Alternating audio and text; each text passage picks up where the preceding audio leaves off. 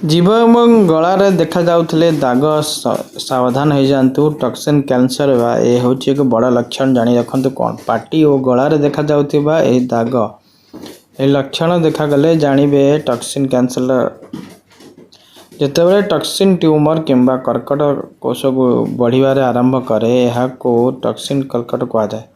Toxin गलार पछपटे थाए एपरी परिस्थिति रे जदि यह समय मध्य चिन्हट न करा जाए तेबे ट्यूमर एवं गला मुखर व्यापी पारे।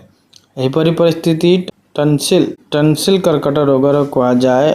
लक्षण जीभ एवं गलार देखा जायथिबा ए दाग टन्सिल कैंसर होछि बड़ लक्षण। पाटी और गलार देखा जायथिबा दाग एही लक्षण देखा देले जानिबे टन्सिल कैंसर होइछि बोली।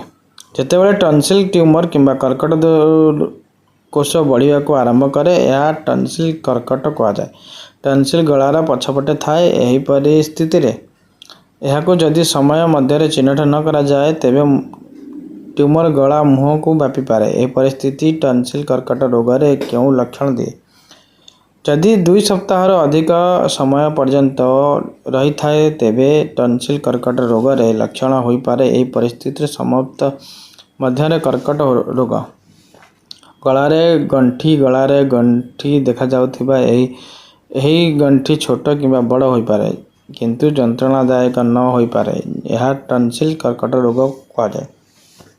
गला खराब टन्सिल कर्कट दीर्घकालीन गला जंत्रणा हो पारे। जदि एही जंत्रणा 2 सप्ताह अधिक होता है तेबे यह टन्सिल कहुए।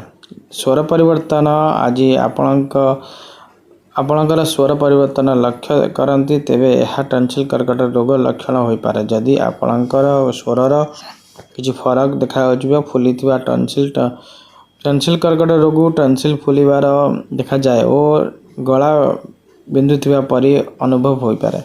कान जंत्रणा टन्सिल कर्कट रोग लक्षण होछि। कानर जंत्रणा विशेषकर जदि टन्सिल फुली जाए भी कान जंत्रणा हुए। यही लक्षण गुड़िक मध्य टन्सिल कर्कट रोग गला रक्तस्राव देखा जाए पारे। मुखर दुर्गंध मध्य टन्सिल कर्कट रोग हो पारे।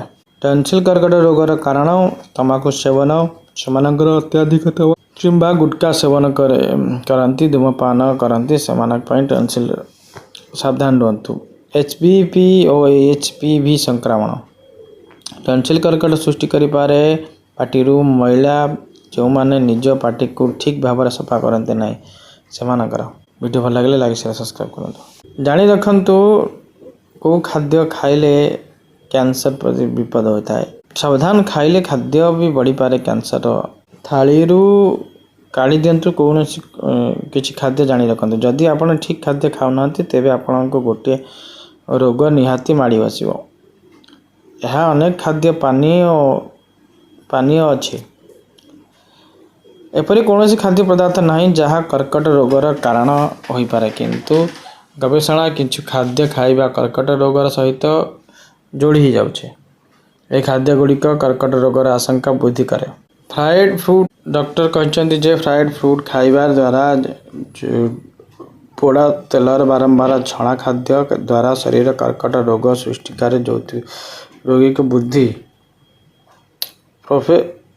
प्रोसेस फूड बा पैकेज खाउथिबा खाद्य प्रोसेस मांस भली थिला प्रोसेस खाद्य सामग्री कर्कट रोगर आशंका हो पारे।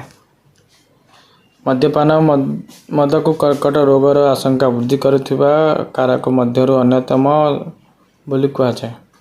मद्यपान खाद्य नली कर्कट सृष्टि हो पारे। यह गुरुत्वपूर्ण कथा गुड़िक मध्य मन रखु चीनी युक्त पानीय सेवन करने द्वारा कर्कट रोगर आशंका मध्य बढ़ी थाए। तेणु अत्याधिक चीनी युक्त खाद्य खातु ना। अत्याधिक मसला युक्त एवं फ्राइड फूड कोलन कर्कट रोगर कारण हो पारे। यह खाद्य गुड़िक एड़ातु। अल्का प्रकृतिर खाद्य सोडियम युक्त खाद्य ये खाद्य हृदय रोगर आशंका मध्य वृद्धि करे। मोटापण को नियंत्रण करे रखिया गुरुत्वपूर्ण। मोटापण अनेक रोगर घर परिस्थिति कर्कट रोगर करें। यदि सावधान रहते भल रुहतु। वीडियो भल लगे लाइक शेयर सब्सक्राइब करते।